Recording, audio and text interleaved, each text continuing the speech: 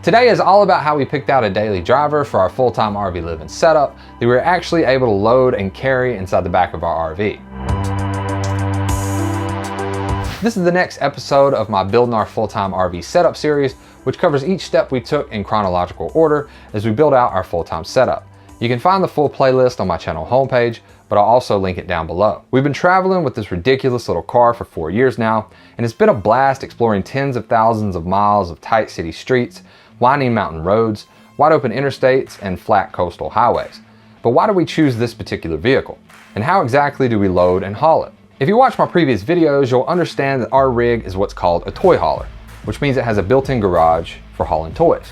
So once we had a toy hauler picked out, it was then time to figure out exactly what we were going to haul in the back of it. We considered hauling a motorcycle, UTV, or some other cool toy, and we probably would have if this was our vacation rig, but considering we would be living with this setup full time, we really wanted a vehicle that we could drive at full highway speeds for hours at a time, even in cold and rainy weather. On Grand Design's website, the garage in our 2020 397TH was listed as being 12 foot 6 inches long, or 150 inches.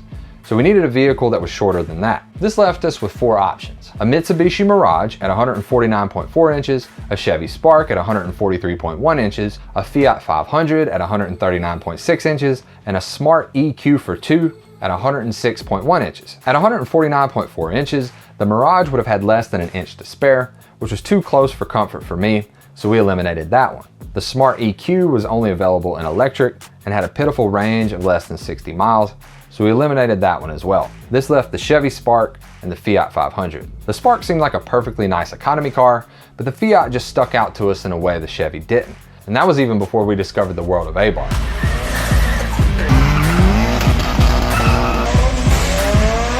Oh yeah, so needless to say, we drove a couple hours to check out an Abarth in person. First, I needed to see if I'd even be able to fit inside the car, and at 6'3", I surprisingly had plenty of leg room. I didn't even have to put the seat back at the furthest position. So with that out of the way, we then took measurements ourselves to confirm the length. The Abarth was 5 inches longer than a standard 500 at 144 inches total, but that still left us with right at 6 inches to spare in the garage, which sounded good enough to me. So we went ahead and took a test drive, and that's when we knew.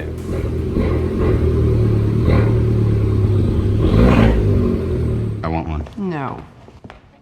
Before making a purchase though, I reached out to Grand Design for weight limits on the ramp door and frame. Our factory rep assured me that the limiting factor was the ramp door, not the frame, and that the door was rated for 3,000 pounds. The curb weight of the Fiat 500 Abarth was just over 2,500 pounds, so even with me in the driver's seat, we come in comfortably under the 3,000 pound limit. After a few weeks of searching for a manual 5-speed model, I noticed a fully loaded one in all black was en route to a dealer a few hours from us.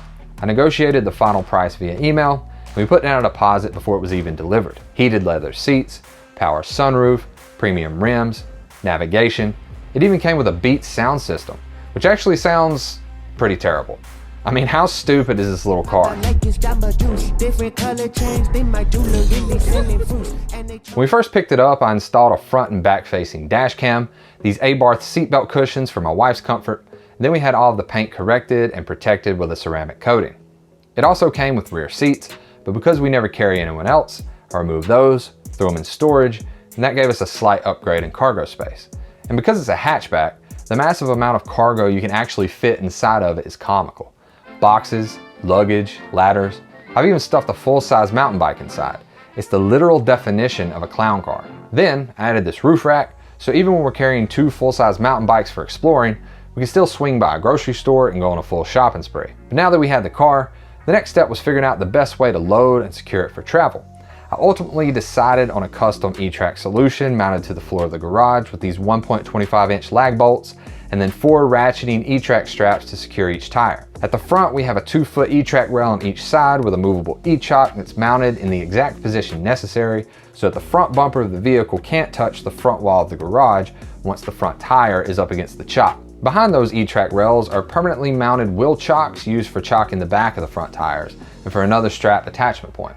Once I drive over this chock, the tires drop down between both chocks and are secured from rolling forward or back, even before strapping down the tires. Then we have a roller idler on each side, which allows the straps and ratchet to sufficiently clear the front bumpers when securing.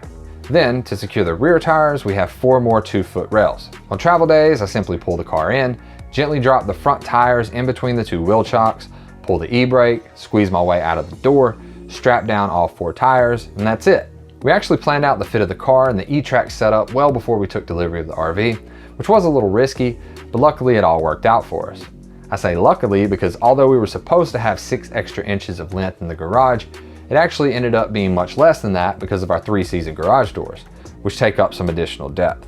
So our final fit ended up having just an inch or 2 to spare. So I definitely recommend confirming all the measurements yourself before wildly making major purchases like we did.